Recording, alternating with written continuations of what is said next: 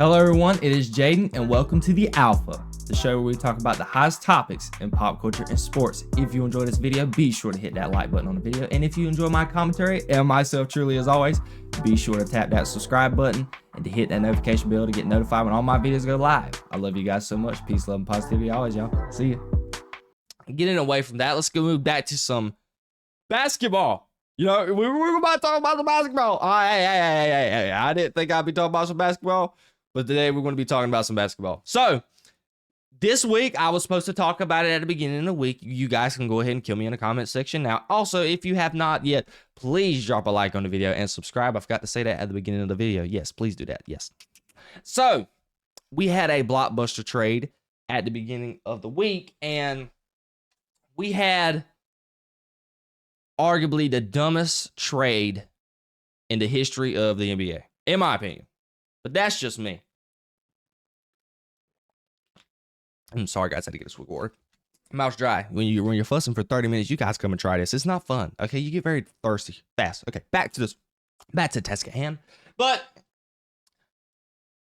we single-handedly had the dumbest trade in the history of the National Basketball Association. Okay, and we're going to talk about it right now. The Lakers acquire Luka Doncic from the Mavericks for Anthony Davis in a blockbuster 3-man trade. Luka Doncic led Dallas to the NBA Finals last season. Anthony Davis won a championship with the Los Angeles Lakers. They're switching teams now in an absolute blockbuster. The Mavericks announced this past Sunday that they have traded key NBA MVP candidate Doncic to the Lakers in exchange for 10-time All-Star Anthony Davis, reserve guard Max Christie, and a 2029 first-round pick. Wow, the Lakers got the Los Angeles Lakers got Luka Doncic, Maxi Kleber, and Markieff Morris, and the Dallas Mavericks got Anthony Davis and Max Christie in the first-round pick. From the Mavericks' point of view, this was one of the dumbest trades I've ever seen in my life. You had a player being nicknamed Baby Bird. He was 25 years old, in his prime. And you traded him away for a player who's only got 3 more good years left in his prime? If that's being generous. With a team that's already has Kyrie Irving at 33 years old. Derek Lively, who's young. Gafford, I don't really know how old he is. And that's it. PJ Washington, he's young. I liked him on the Hornets. What are we doing here? Actually. And the GM for the Dallas Mavericks, he is well regarded by the NBA community. They said that he used to work for Nike, so he worked with LeBron James. He worked with Kobe Bryant.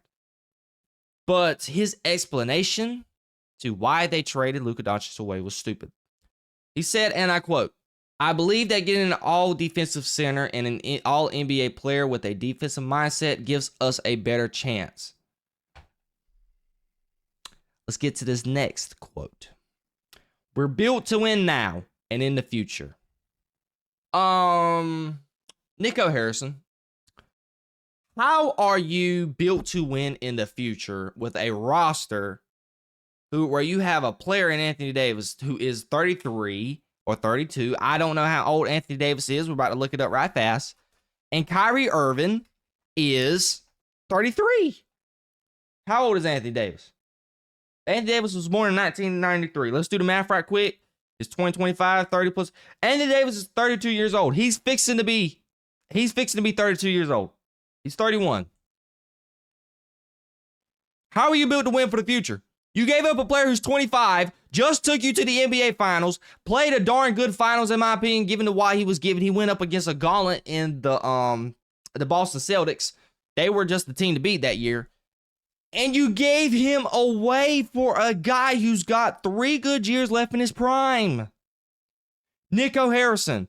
Bro, Luka Doncic was beloved in Dallas. The city of Dallas don't have a lot going on when it comes to championships. Yes, the Texas Rangers just won a World Series, but we're talking about Dallas. We're not no baseball town. And a lot of this has to do with the Dallas Cowboys because they suck. And, you know, Texas is Texas. Everything bigger than Texas. Texas loves football. They got some high schools that looks like college football stadiums out there. They love some football out there in Texas. So when you got a team like the Dallas Cowboys just stinking up the joint for the modern audience out there in Texas, you would really think that you would take the time and just say, hey, we got the second coming of Larry Bird, as a lot of people like to say. Let's just keep him on the team and ride him out. He just took us to a championship, and you think you would have kept him. He was beloved by the city of Dallas. Dallas Mavericks fans hated this move. I mean, they were protesting this move out of the yin-yang. It was bad. It was awful. And whose jersey is a Mavericks fan going to buy? I'm not buying no Anthony Davis jersey. I'm not buying a Kyrie Irving jersey.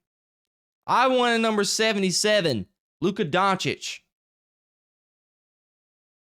This was the dumbest.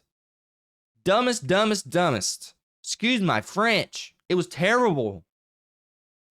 You don't make this move as a GM. And moving on to just the Lakers' point of view, they made the best decision that they could have made.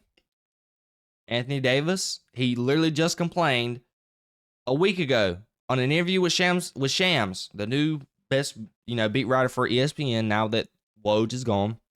And he said, we need a big man. I need to play the 4 instead of the 5.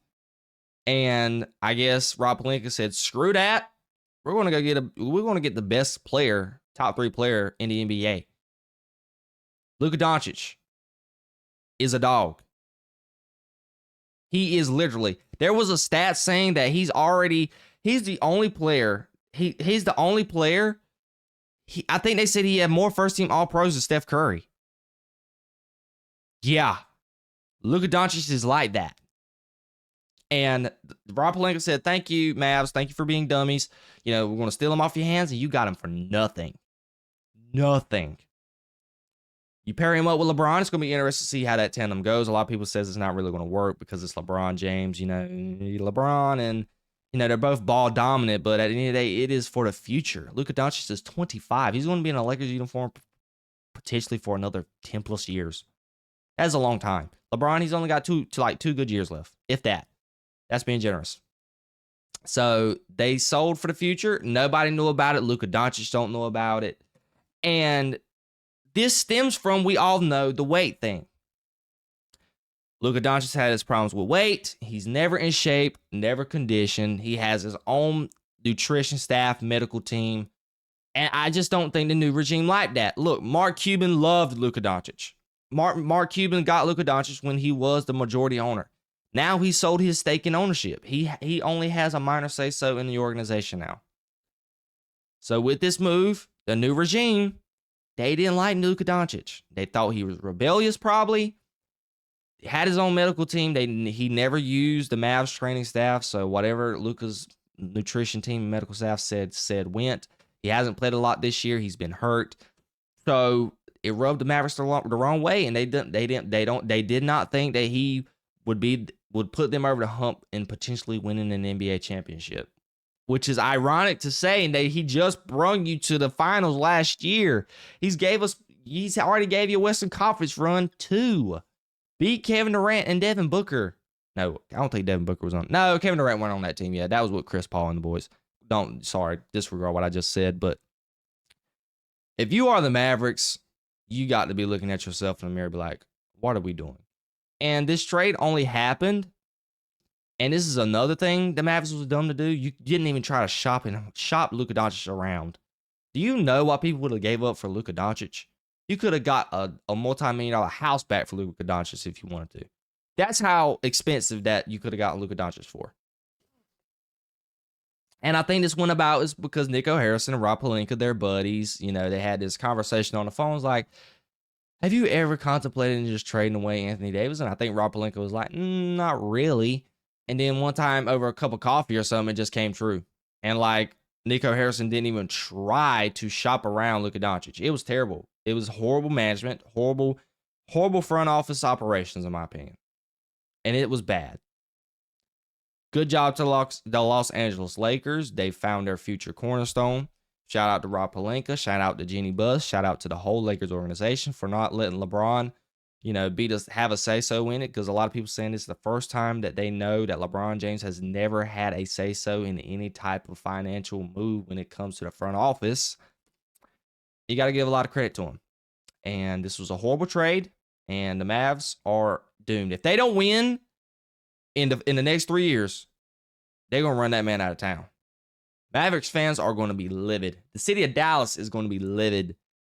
Nico Harrison, if you don't win in a couple years, while Anthony Davis and Kyrie Irving still in their prime somewhat, buddy, you're going to be fired. You're going to get that Vince McMahon treatment. You know what I'm saying? You're fired. I'm not playing.